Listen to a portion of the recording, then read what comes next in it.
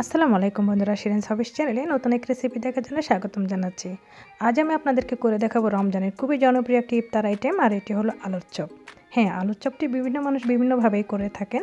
আমি আজ করেছি ভেতরে তোনা মাছের পুর দিয়ে। তো আশা করি এই তোনা মাছের আলুর চপটি আপনাদের অনেক ভালো লাগবে। তো চলুন দেখে নিই আমি কীভাবে করেছি। এই আলুর চপটি করার জন্য আমি আলুকে ভালো মতো সেদ্ধ করে একটু ম্যাশ করে নিচ্ছি। একটু না, খুব ভালোভাবে ম্যাশ করতে হবে, যেহেতু এটা দিয়ে আমি প্লেন একটা আলুর চপ করতে হবে, তাহলে স্মুথ একটা ডোয়ের মতো করতে হবে।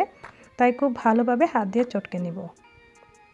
যখন আমাদের আলুগুলো একদম ভালোভাবে মাখানো হয়ে যাবে, আমি দিয়ে দেবো এক একে লবণ পরিমাণ মতো, দিয়ে দিচ্ছি টালা রসুনের গুঁড়ো, আর এটা না থাকলে স্কিপ করতে পারেন, তবে কাঁচা রসুন দিতে যাবেন না, এবং দিয়ে দিচ্ছি গোলমরিচ গুঁড়ো এবং টালা পাঁচফোড়ন গুঁড়ো।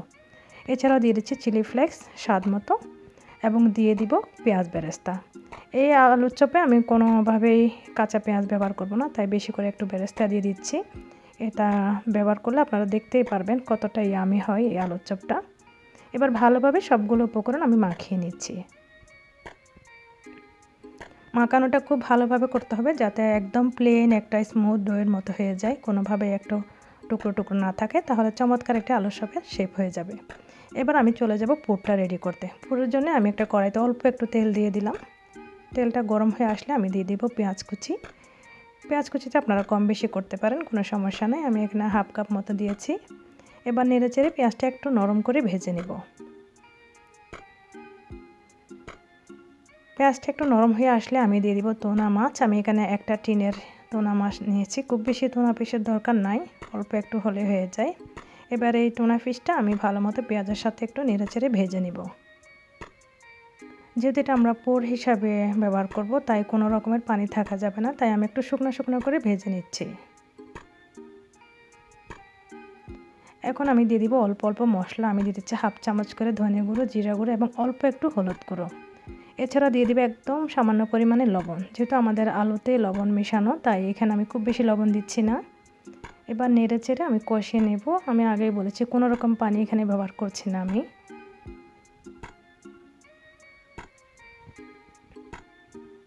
এই পর্যায়ে দিয়ে দিব কাঁচামরিচ। এটাও ডিপেন্ড করবে কেউ কতটুকু ঝাল পছন্দ করেন। আবারও ভালো মতো আমি নেড়ে চেড়ে ভেজে নিচ্ছি। দেখুন ঝরঝরে হয়ে গেছে, আমাদের পুরটা অনেকটা রেডি হয়ে গেছে। এবার আমি একটা বাটিতে ঢেলে নিব ঠান্ডা হওয়ার জন্য, কারণ এই পুরটা যখন আমরা আলুর চপের মধ্যে দিব কোনোভাবেই গরম থাকা যাবে না, তাহলে কিন্তু আলুর চপটা ফেটে যেতে পারে। এবার আমি একটা বাটিতে নিয়ে একটু ঠান্ডা করে নিব।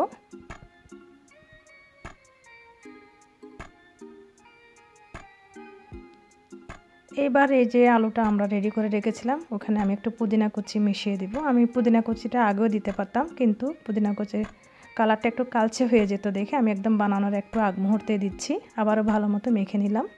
দেখুন কত চমৎকার একটা ডোয়ের মতো তৈরি হয়ে গেল। এবার আমি ডিমের সাদা অংশ ফেটে নিচ্ছি। এখানে আমি 2টা ডিমের নিয়েছিলাম। এছাড়া আমাদের পুরটাও রেডি, ঠান্ডা হয়ে গিয়েছে, এবং লাগবে ব্রেড ক্রাম্বস। তো ব্যাস, এবার চলে যাব আলুর চপটা রেডি করতে। আলুর চপটা আসলে ডিজাইনটা আপনাদের উপরে ডিপেন্ড করবে, কে কীরকম ডিজাইন পছন্দ করেন। আমি কাটলেটের মতো করে বানাচ্ছি। এরকম করে একটা চ্যাপটা করে নিয়ে পুর দিয়ে দিলাম, এবং সুন্দর মতো চেপে চেপে কাটলেটের মতো ডিজাইন করে নেব। ব্যাস, এভাবে করে আমি সবগুলো বানিয়ে নিয়েছি। দেখুন আমাদের আলুটা সুন্দরভাবে মাখানো হওয়াতে কত স্মুথ একটা কাটলেটের শেপ চলে এসছে। এবার ডিমের সাদা অংশে গড়িয়ে আমি ব্রেড ক্রাম্বস গড়িয়ে নিচ্ছি।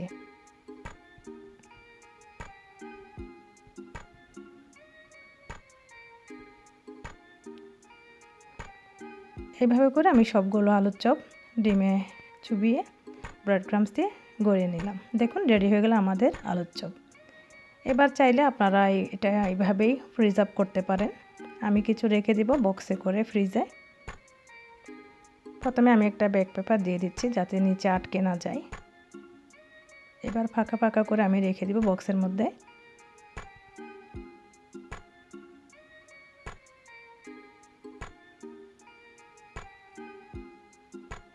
আমি যেহেতু আরেকটা লেয়ার দিব, তাই আমি আরেকটা মাঝখানে আরেকটা পেপার দিয়ে দিচ্ছি, যাতে একটার সাথে একটা না লাগে।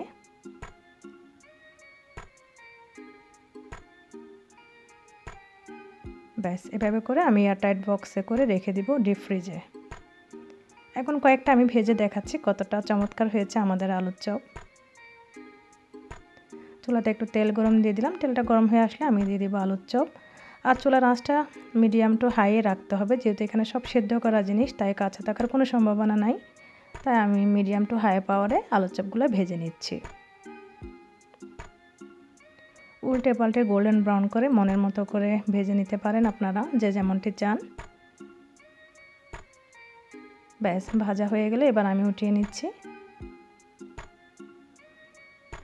দেখলেন তো কত সহজে রেডি হয়ে গেল মজাদার আলুর চপ, তাও আবার টুনা ফিশের পোড়বড়া। আমাদের কাছে তো ভীষণ পছন্দ এই আলুর চপ। আশা করি আপনাদেরও ভালো লেগেছে। আর ভালো লেগে থাকলে আমার চ্যানেলটি সাবস্ক্রাইব করার অনুরোধ রইল। তো আমার চ্যানেলের পাশে থাকবেন।